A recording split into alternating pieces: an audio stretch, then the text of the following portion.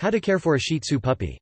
Originally bred by the Chinese nobility as far back as 629 AD, the Shih Tzu is now a popular dog across the world as a devoted and enthusiastic companion. 1. Adopting or purchasing a new Shih Tzu puppy is an alluring and exciting prospect, but you should know some basic principles and guidelines for caring for this toy breed before you take one into your home. Learn how much exercise you should be prepared to give your new pup, as well as what kind of food, bedding, grooming provisions, and training you'll need to provide. Preparing a safe and welcoming household.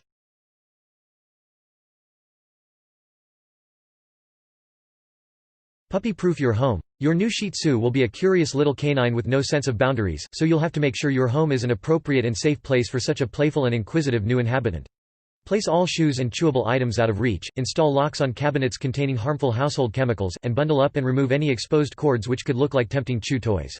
Also, ask that everyone in the house keep closet and outer doors closed when your new dog arrives so that it can't get into any mischief or accidentally escape your home.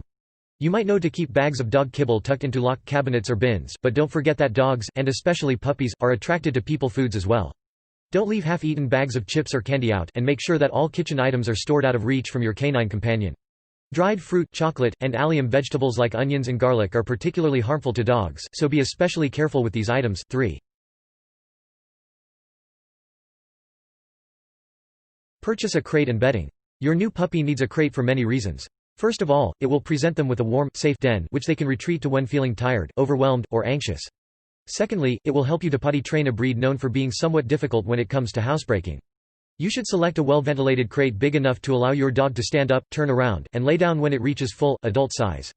For an average Shih Tzu, expect an adult height of 8 to 11 inches to the shoulder and weight of 9 to 16 pounds. 5.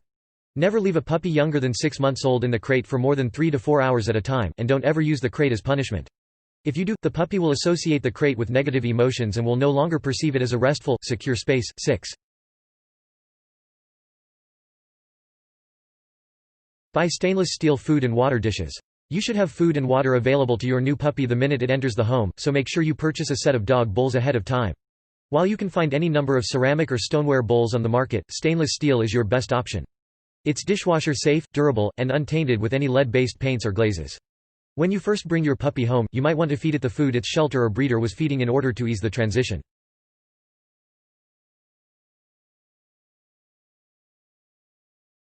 Stock your home with chew toys. Shih Tzu puppies can go through particularly rough teething periods, so you'll want to make this temporary phase as painless and damage-free as possible.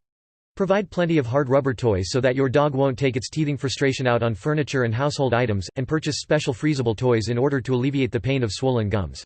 Avoid chewables like rawhide and bones, as these can splinter and be swallowed by your hapless pup.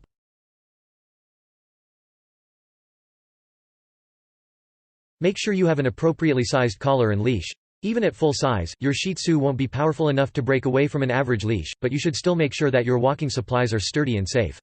Measure your puppy's neck and get a collar which can be adjusted as the dog grows. Avoid choke chains and collars with rings or other details which could snag on your puppy's teeth and present a choking hazard.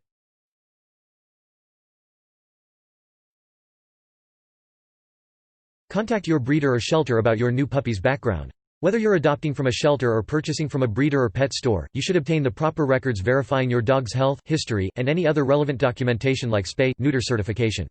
You should also ask a shelter or store employee for any behavioral issues or history of abuse which could impact how you bring the animal into your home. For example, if you find out from the shelter that your puppy had a bad experience in an abusive or otherwise volatile foster home, you should take special pains to make your puppy's transition peaceful and low-key. Keep music and household traffic to a minimum, and make sure your puppy's crate sits in a dark room removed from outside disruptions and noise.